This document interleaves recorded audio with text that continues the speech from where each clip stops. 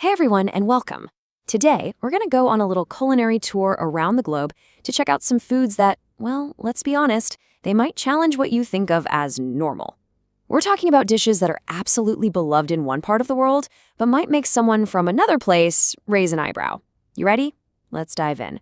So this brings up the big question right at the start, right? What actually makes a food strange? Is it the texture, the smell, the way it looks on the plate, or is it something else entirely? Seriously, think about it for a second. Where do you personally draw the line? A lot of the time, the answer seems pretty straightforward.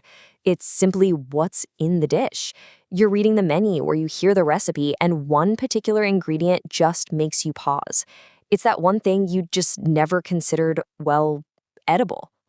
But then again, maybe it isn't the ingredient itself, but just the idea of it. I mean, our own cultures and what we grew up eating, that stuff shapes our tastes in really powerful ways. So is the food truly strange, or is it just the idea of eating it that's stopping us?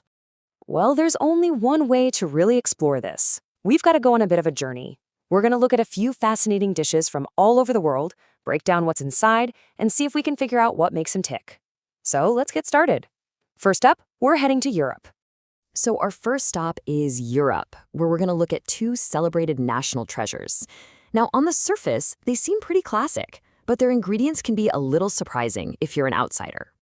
And here it is. This is haggis, the quintessential Scottish dish. It looks hearty, rustic, and for a lot of people, pretty intriguing. But the real story, like we were just saying, is often what's on the inside. So what's in it? We've got Scots oatmeal and suet. That's a type of hard animal fat, which gives it this really rich, crumbly texture. Then there's ox liver, beef and lamb flank, onion, and spices. When you break it down, it's essentially a very savory, peppery sausage, where every single ingredient is in there for flavor and heartiness. Okay, now for a completely different kind of European classic. Snails, or escargots. You will find these on the menu at most French restaurants.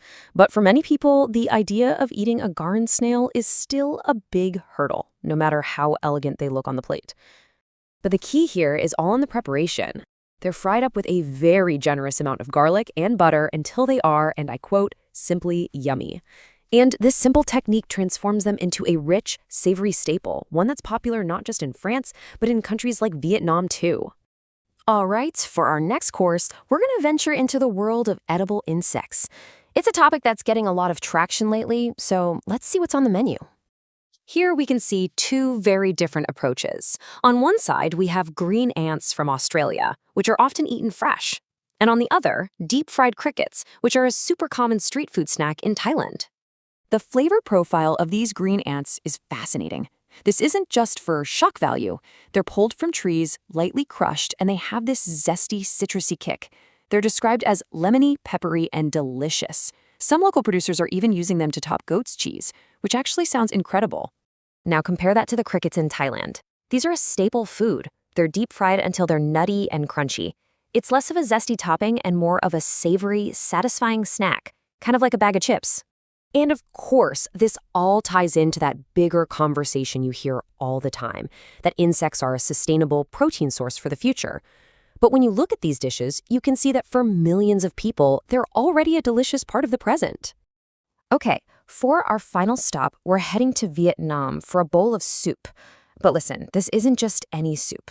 It starts out looking pretty familiar, but it holds a secret that makes it truly memorable. Just take a look at this. It's called bun ryu.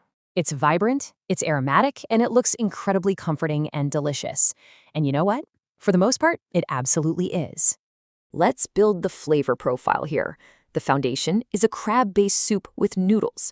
To that, you add roasted tomatoes, stewed pork, a ton of fresh herbs, banana flour, lime juice, chili, and bean sprouts. I mean, it sounds amazing, right? A complex, aromatic, perfect bowl of soup. But there's one more key ingredient.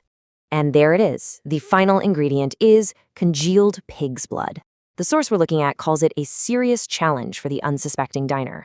It's served in cubes, and it adds this rich, savory flavor and a soft, kind of tofu-like texture. It's the perfect example of our whole theme today, a delicious dish with one ingredient that truly tests your culinary boundaries. So that brings us right back to our final question. We've seen the savory blend of haggis, The garlicky goodness of snails, the zesty ants and crunchy crickets, and the surprising richness of bun ryu. After peeling back the layers on all of them, which one would you be most willing to try? The answer might just tell you something about your own definition of strange.